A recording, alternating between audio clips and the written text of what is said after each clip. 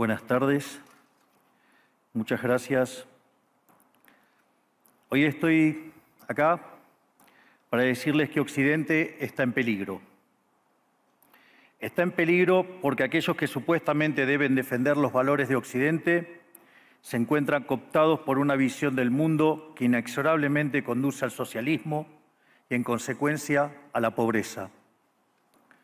Lamentablemente, en las últimas décadas, motivados por algunos deseos bien pensantes de querer ayudar al prójimo y otros por el deseo de pertenecer a una casta privilegiada, los principales líderes del mundo occidental han abandonado el modelo de la libertad por distintas versiones de lo que llamamos colectivismo.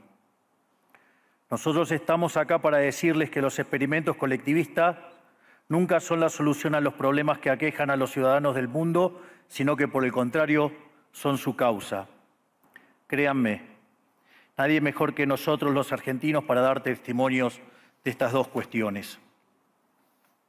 Cuando adoptamos el modelo de la libertad, allá por el año 1860, en 35 años nos convertimos en la primer potencia mundial, mientras que cuando abrazamos el colectivismo, a lo largo de los últimos 100 años, vimos cómo nuestros ciudadanos comenzaron a empobrecerse sistemáticamente hasta caer en el puesto número 140 del mundo. Pero antes de poder dar esta discusión, sería importante que primero viéramos los datos que sustentan por qué el capitalismo de libre empresa no solo es un sistema posible para terminar con la pobreza del mundo, sino que es el único sistema moralmente deseable para lograrlo. Si consideramos la historia del progreso económico, podemos ver cómo desde el año 0 hasta el año 1800 aproximadamente, el PBI per cápita del mundo prácticamente se mantuvo constante durante todo el periodo de referencia. Si uno mira un gráfico de la evolución del crecimiento económico a lo largo de la historia de la humanidad, uno estaría viendo un gráfico con la forma de un palo de hockey, una función exponencial que se mantuvo constante durante el 90% del tiempo y se dispara exponencialmente a partir del siglo XIX. La única excepción a esta historia de estancamiento se dio a finales del siglo XV con el descubrimiento de América. Pero salvando esta excepción, a lo largo de todo el periodo entre el año 0 y el año 1800, el PBI per cápita a nivel global se mantuvo estancado. Ahora bien, no solo que el capitalismo generó una explosión de riqueza desde el momento que se adoptó como sistema económico, sino que, si uno analiza los datos, lo que se observa es que el crecimiento se viene acelerando a lo largo de todo el periodo. Durante todo el periodo comprendido entre el año 0 y el 1800, la tasa de crecimiento del PBI per cápita se mantuvo estable en torno al 0,02% anual, es decir, prácticamente sin crecimiento. A partir del siglo XIX, con la revolución industrial, la tasa de crecimiento pasa al 0,66%. A ese ritmo, para duplicar el PBI per cápita, se necesitarían crecer durante 107 años. Ahora bien, si observamos el periodo entre 1900 y 1950, la tasa de crecimiento se acelera al 1,66% anual. Ya no necesitamos 107 años para duplicar el PBI per cápita, sino 66. Y si tomamos el periodo comprendido entre 1950 y el año 2000, vemos que la tasa de crecimiento fue de 2,1% anual, lo que derivaría en que en solo 33 años podríamos duplicar el PBI per cápita del mundo. Esta tendencia, lejos de detenerse, se mantiene viva aún hoy. Si tomamos el periodo entre el año 2000 y el 2023, la tasa de crecimiento volvió a acelerar el 3% anual, lo que implica que podríamos duplicar nuestro PBI per cápita en el mundo en tan solo 23 años. Ahora bien, cuando se estudia el PBI per cápita desde el año 1800 al día de hoy, lo que se observa es que luego de la revolución industrial, el PBI per cápita mundial se multiplicó por más de 15 veces, generando una explosión de riqueza que sacó de la pobreza al 90% de la población mundial. No debemos olvidar nunca que para el año 1800, cerca del 95% de la población mundial vivía en la pobreza más extrema, mientras que ese número cayó al 5% para el año 2020, previo a la pandemia. La conclusión es obvia. Lejos de ser la causa de nuestros problemas, el capitalismo de libre empresa como sistema económico es la única herramienta que tenemos para terminar con el hambre, la pobreza y la indigencia a lo largo y a lo ancho de todo el planeta. La evidencia empírica es incuestionable. Por eso, como no cabe duda de que el capitalismo de libre mercado es superior en términos productivos, la doxa de izquierda ha atacado al capitalismo por sus cuestiones de moralidad, por ser, según ellos, dicen sus detractores, que es injusto. Dicen que el capitalismo es malo porque es individualista y que el colectivismo es bueno porque es altruista, con la ajena. Y en consecuencia bregan por la justicia social. Pero este concepto que en el primer mundo se ha puesto de moda en la última época, en mi país es una constante del discurso político desde hace más de 80 años. El problema es que la justicia social no es justa, sino que tampoco aporta al bienestar general. Muy por el contrario, es una idea intrínsecamente injusta, porque es violenta. Es injusta porque el Estado se financia a través de impuestos y los impuestos se cobran de manera coactiva. ¿O acaso alguno de nosotros puede decir que paga los impuestos de manera voluntaria? Lo cual significa que el Estado se financia a través de la coacción y que a mayor carga impositiva, mayor es la coacción, menor es la libertad. Quienes promueven la justicia social parten de la idea de que el conjunto de la economía es una torta que se puede repartir de una manera distinta. Pero esa torta no está dada, es riqueza que se va generando en lo que, por ejemplo, Israel Kirzler llama un proceso de descubrimiento de mercado.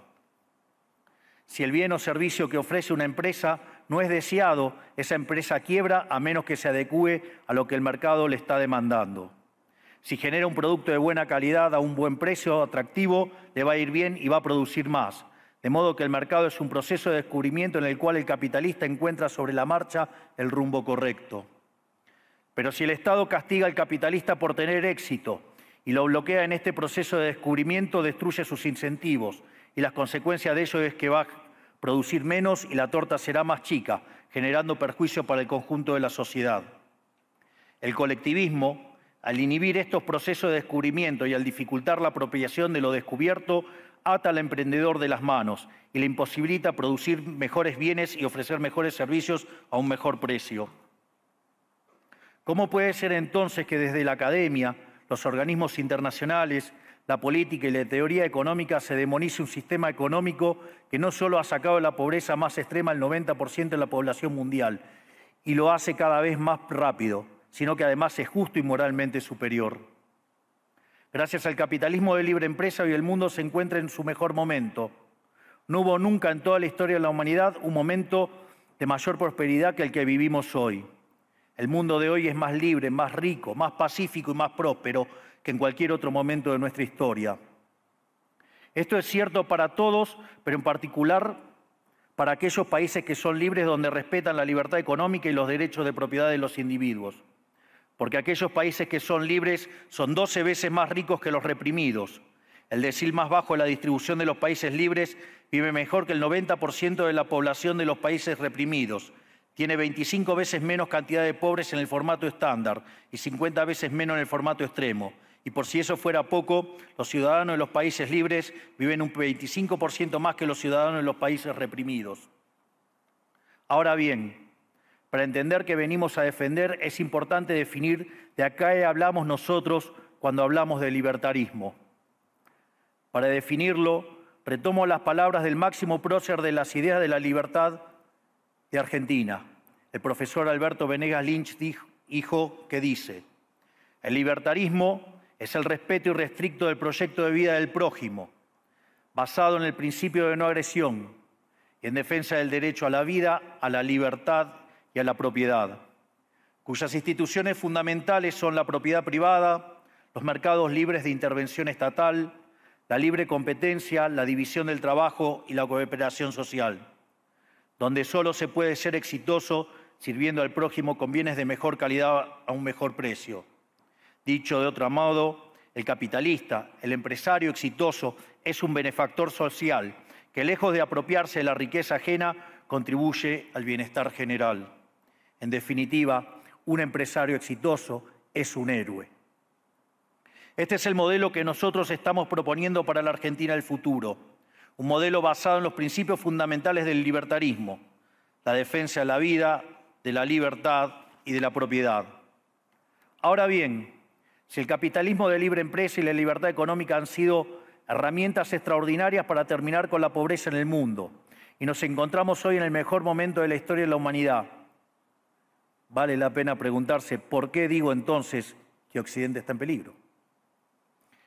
Digo que Occidente está en peligro justamente porque en aquellos países que deberíamos defender los valores del libre mercado, la propiedad privada y las demás instituciones del libertarismo, sectores del establishment político y económico, algunos por errores en su marco teórico y otros por ambición de poder, están socavando los fundamentos del libertarismo, abriéndole las puertas al socialismo y condenándonos potencialmente a la pobreza, a la miseria y el estancamiento.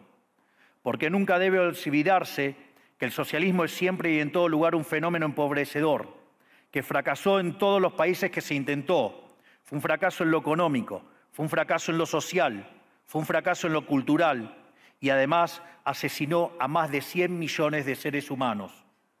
El problema esencial de Occidente hoy es que no solo debemos enfrentarnos a quienes, aún luego de la caída del muro y la evidencia empírica abrumadora, siguen bregando por el socialismo empobrecedor, sino también a nuestros propios líderes, pensadores y académicos que, amparados en un marco teórico equivocado, socavan los fundamentos del sistema que nos ha dado la mayor expansión de riqueza y prosperidad de nuestra historia.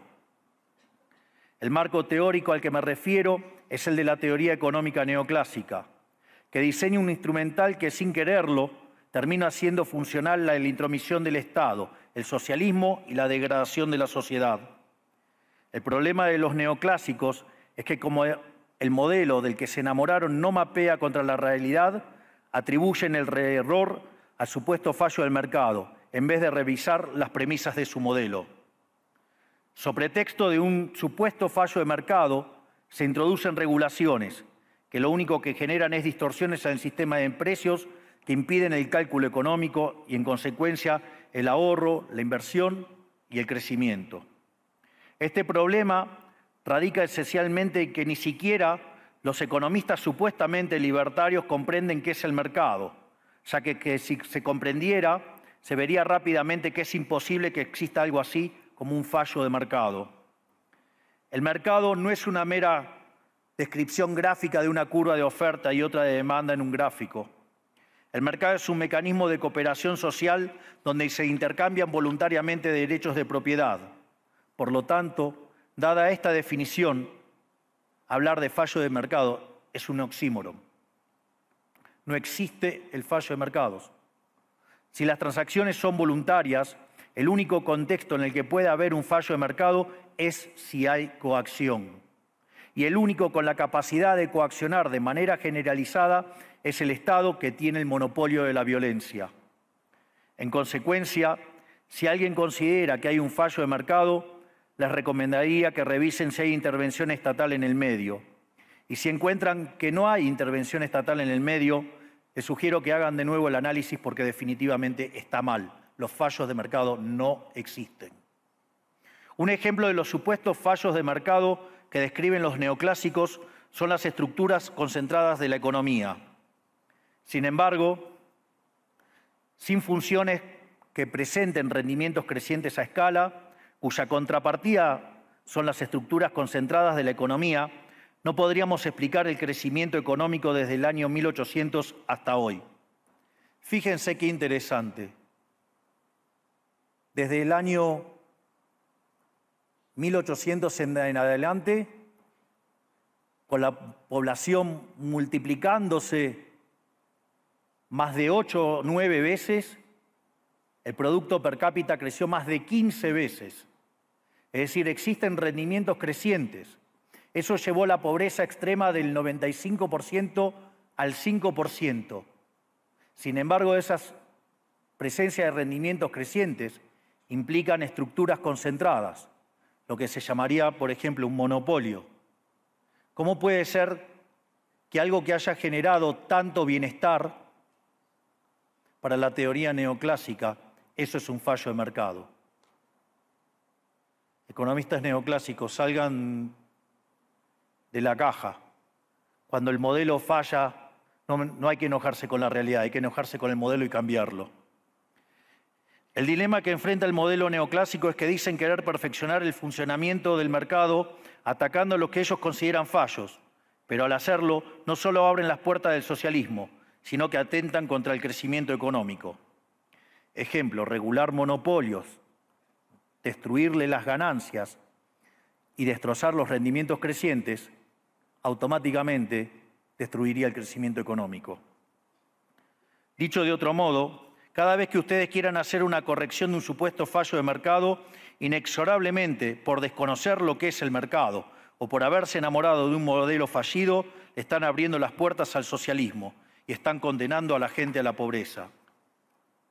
Sin embargo, frente a la demostración teórica de que la intervención del Estado es perjudicial y la evidencia empírica de que fracasó porque no podía ser de otra manera, la solución que propondrán los colectivistas no es mayor libertad, sino que es mayor regulación, generando una espiral descendente de regulaciones hasta que todos seamos más pobres y a la vida de todos nosotros dependa de un burócrata sentado en una oficina de lujo. Dado el estrepitoso fracaso de los modelos colectivistas y los innegables avances del mundo libre, los socialistas se vieron forzados a cambiar su agenda. Dejaron atrás la lucha de clases basada en el sistema económico para reemplazarla por otros supuestos conflictos sociales igual de nocivos para la vida en comunidad y para el crecimiento económico. La primera de estas nuevas batallas fue la pelea ridícula y antinatural entre el hombre y la mujer. El libertarismo ya establece la igualdad entre los sexos. La piedra fundacional de nuestro credo dice que todos los hombres somos creados iguales, que todos tenemos los mismos derechos inalienables otorgados por el Creador, entre los que se encuentran la vida, la libertad y la propiedad. En lo único que devino esta agenda del feminismo radical es en mayor intervención del Estado para entorpecer el proceso económico, darle trabajo a burócratas que no le aportaron nada a la sociedad, sea en formato de ministerios de la mujer o organismos internacionales dedicados a promover esta agenda. Otro de los conflictos que los socialistas plantean es del hombre contra la naturaleza. Sostienen que los seres humanos dañamos el planeta y que debe ser protegido a toda costa, incluso llegando a abogar por mecanismos de control poblacional o en la agenda sangrienta del aborto. Lamentablemente, estas ideas nocivas han pregnado fuertemente en nuestra sociedad. Los neomarxistas han sabido cooptar el sentido común de Occidente. Lograron esto gracias a la apropiación de los medios de comunicación, de la cultura, de las universidades y sí, también de los organismos internacionales. Este último caso es el más grave, tal vez, porque se trata de instituciones que tienen enorme influencia en las decisiones políticas y económicas de los países que integran esos organismos multilaterales. Por suerte, somos cada vez más los que nos atrevemos a levantar la voz, porque vemos que si no combatimos frontalmente estas ideas, el único destino posible es que cada vez vamos a tener más Estado, más regulación, más socialismo, más pobreza, menos libertad y, en consecuencia, peor nivel de vida. Occidente, lamentablemente, ya comenzó a transitar este camino. Sé que a muchos les puede sonar ridículo plantear que Occidente se ha volcado al socialismo, pero solo es ridículo en la medida que uno se restringe a la definición económica tradicional del socialismo, que establece que es un sistema económico donde el Estado es el dueño de los medios de producción. Esta definición debería ser, desde mi punto de vista, actualizada a las circunstancias presentes. Hoy los Estados no necesitan controlar directamente los medios de producción para controlar cada aspecto de la vida de los individuos. Con herramientas como la emisión monetaria, el endeudamiento, los subsidios, el control de la tasa de interés, los controles de precios y las regulaciones para corregir los supuestos fallos de mercado, pueden controlar los destinos de millones de seres humanos. Así es como llegamos al punto en el que, con distintos nombres o formas, buenas partes de las ofertas políticas generalmente aceptadas en la mayoría de los países de Occidente son variantes colectivistas. Ya sea que se declamen abiertamente comunistas, fascistas, nazis, socialistas, socialdemócratas, nacionalsocialistas, demócratas cristianos, keynesianos, neokeynesianos, progresistas, populistas, nacionalistas o globalistas. En el fondo, no hay diferencias sustantivas. Todos sostienen que el Estado debe dirigir todos los aspectos de la vida de los individuos. Todas definen un modelo contrario al que llevó a la humanidad al progreso más espectacular de su historia. Nosotros venimos hoy aquí a invitar a los demás países de Occidente a que retomemos el camino de la prosperidad. La libertad económica, el gobierno limitado y el respeto irrestricto de la propiedad privada son elementos esenciales para el crecimiento económico. Este fenómeno de empobrecimiento que produce el colectivismo no es una fantasía, ni tampoco fatalismo. Es una realidad que los argentinos conocemos muy bien desde hace por lo menos 100 años. Porque ya lo vivimos, ya pasamos por esto, porque como dije antes, desde que decidimos abandonar el modelo de la libertad que nos había hecho ricos, estamos atrapados en una espiral descendente en donde cada día somos más pobres. Esto es, ya lo vivimos nosotros y estamos acá para alertarlos acerca de lo que puede pasar si los países de Occidente, que se hicieron ricos con el modelo de la libertad, continúan por este camino de servidumbre. El caso argentino es la demostración empírica de que no importa cuán rico seas, cuántos recursos naturales tengas, no importa cuán capacitada esté la población, ni cuán educada sea, ni cuántos lingotes de oro haya en las arcas del Banco Central. Si se adoptan medidas que entorpecen el libre funcionamiento de los mercados, la libre competencia, los sistemas de precios libres, si se entorpece el comercio, si se atenta contra la propiedad privada, el único destino posible es la pobreza. Por lo tanto, para finalizar, quiero darles un mensaje a todos los empresarios aquí presentes y a los que no están, pero nos están siguiendo desde todas partes del planeta. No se dejen amedrentar ni por la casta política ni por los parásitos que viven del Estado. No se entreguen a una clase política que lo único que quiere es perpetuarse en el poder y mantener sus privilegios. Ustedes son benefactores sociales, ustedes son héroes, ustedes son los creadores del periodo de prosperidad más extraordinario que jamás hayamos vivido. Que nadie les diga que su ambición es inmoral. Si ustedes ganan dinero es porque ofrecen un mejor producto a un mejor precio, contribuyendo de esa manera al bienestar general. No cedan al avance del Estado. El Estado no es la solución. El Estado es el problema mismo. Ustedes son los verdaderos protagonistas de esta historia y sepan que a partir de hoy cuentan con Argentina como un aliado incondicional. Muchísimas gracias y ¡viva la libertad, carajo!